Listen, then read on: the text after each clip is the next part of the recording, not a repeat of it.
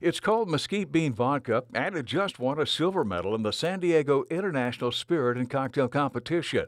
Aguilar entered his new vodka last fall and had forgotten about it until they received the news just a few weeks ago. I couldn't believe it. When my wife told me about it, it took a couple of days just for me to even be able to even grasp it and get a handle on that. The South Texas distillery will have been in business just 2 years this coming July, so winning a medal in a prestigious international competition is pretty satisfying. If I could tell you what the trick was, I'd tell you, but I have no idea. All I know is that, I do what we do, and and it's apparent that, we're doing something right. After scoring big hits with his Wild Rag and Texas Torch vodkas, Aguilar was looking for something really different. He considered prickly pears and jalapenos, but those had already been done. It took me a little while, and I started thinking about it, and one day I just, out of the blues, I said, you know what, how about mesquite beans?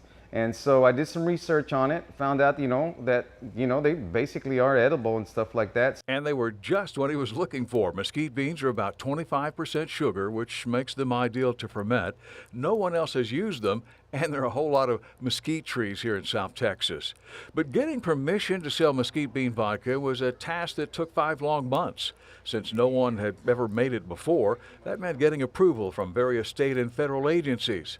Fortunately, his wife Lupita is an attorney, so while he perfected the recipe, she handled all the paperwork. So we went first through, we had to go through the FDA, and that entailed quite a bit of research. And that included debunking some old wives' tales. So there's a lot of misconception out there with regard to whether or not this mesquite bean is something that people can consume.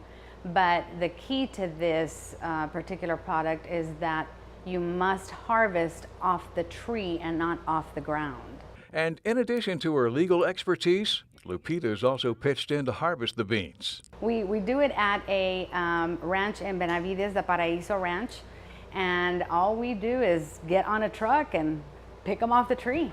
Now, what started as a hobby for Royale has turned into a 7-day-a-week job for the Aguilars, but they're not complaining. They've poured the slab for a new, larger distillery to meet the growing demand for their vodkas. They've also expanded the tasting room for all the folks who show up to try out the vodka on the weekends. They've also got their own line of merchandise now, and lots of new fans show up every week, like first-time customer Daniel Gutierrez. So I've been hearing a lot about this vodka, so I decided to come by and pay a visit to it. Okay, you sampled all 3. What do you think? I like the first one, and I really do like the cinnamon. It's very tasty. So I'm taking a couple for the weekend and see how it goes. Okay.